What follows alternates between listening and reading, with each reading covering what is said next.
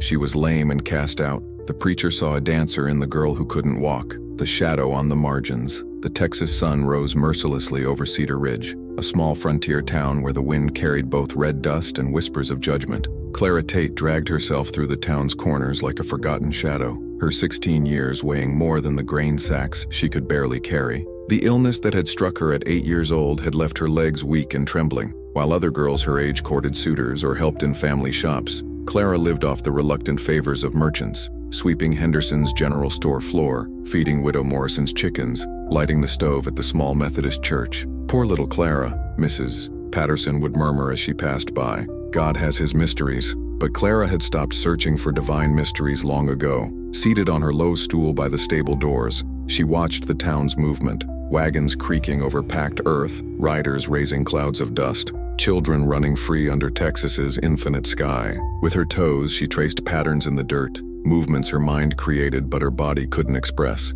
It was on a September morning, when the heat hadn't yet become unbearable, that Reverend Samuel Hartley arrived in Cedar Ridge, tall and lean, with prematurely gray hair and blue eyes that seemed to see beyond appearances. He came to replace the old pastor who had departed for Austin. Clara was in her usual spot when the Reverend passed by for the first time. He stopped, watching her trace those delicate patterns in the dust with her toes, movements that flowed with unexpected grace, as if she were dancing while seated. "Good morning," he said, removing his hat. "You must be Clara." She looked up, surprised. Most people greeted her with a distant nod, if at all. "Yes, sir," she replied, lowering her gaze again. "How long have you been doing this?" he asked, pointing to the patterns in the earth. Clara blushed. "Sorry, Reverend. I wasn't doing anything improper." "On the contrary," said Hartley, crouching to her eye level. "You were creating something beautiful." The awakening of faith. In the following weeks, Reverend Hartley established a routine that intrigued all of Cedar Ridge. Every morning, before even the rooster crowed,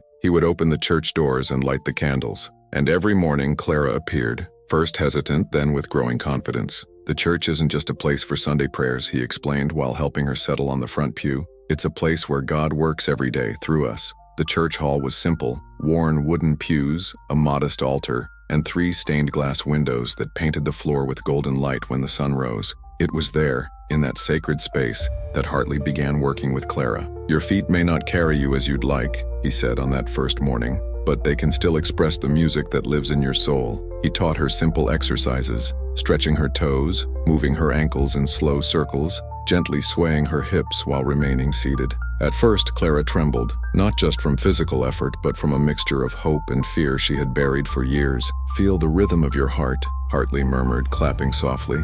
"God gave each of us a unique tempo." Gradually, Clara's movements began to flow. Her arms rose like branches in the wind. Her hands drew shapes in the golden morning air. And when she managed to rise on her tiptoes, even if just for a few seconds, tears rolled down her face. "I can feel it," she whispered. "I can feel the music." Outside, some townspeople began gathering discreetly, peeking through the church windows. What they saw challenged everything they thought they knew about Clara Tate. The revelation of grace. The news spread through Cedar Ridge like fire across dry prairie. "The lame girl is dancing in the church," they whispered on street corners. "The new preacher is working miracles." But for Clara, it wasn't about miracles. It was hard work, unwavering faith, and Reverend Hartley's infinite patience. Her legs still trembled, still ached, but now they responded to her will in ways she had never imagined possible. "Strength doesn't come just from muscles," Hartley explained while guiding her through a sequence of movements. "It comes from the conviction that you have something important to express." The mornings in the church became the center of Clara's life. She learned to balance,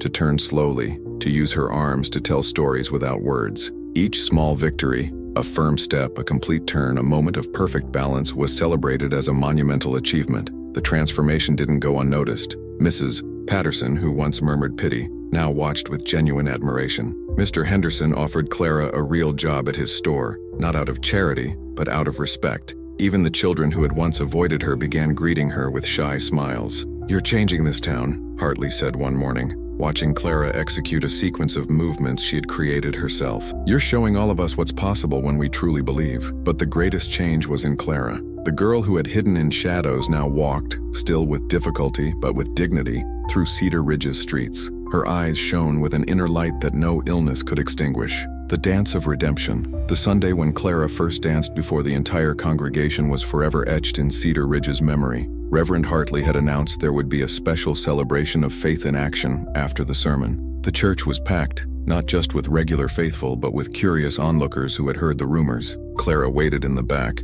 wearing a simple dress that Widow Morrison had sewn especially for the occasion. "Remember," said Hartley, taking her hands, "you're not dancing to impress anyone. You're dancing because that's what God placed in your heart." When Clara entered the altar area, a reverent silence fell over the church. She positioned herself in the center, took a deep breath, and began. Her movements were unlike any dance those people had ever seen. It wasn't the formal dancing of town balls, nor the lively steps of barn parties. It was something completely new, a pure expression of overcoming, of faith, of a soul that had found its voice through movement. Clara told her story without words. The loneliness, the rejection, the discovery of hope, the journey back to life. Her arms rose like prayers. Her feet touched the ground like blessings. And when she finished, standing in perfect balance at the center of the altar, there wasn't a dry eye in the church. The applause that followed wasn't just recognition, it was celebration. Celebration of a girl who had found her strength, of a community that had learned to see beyond limitations,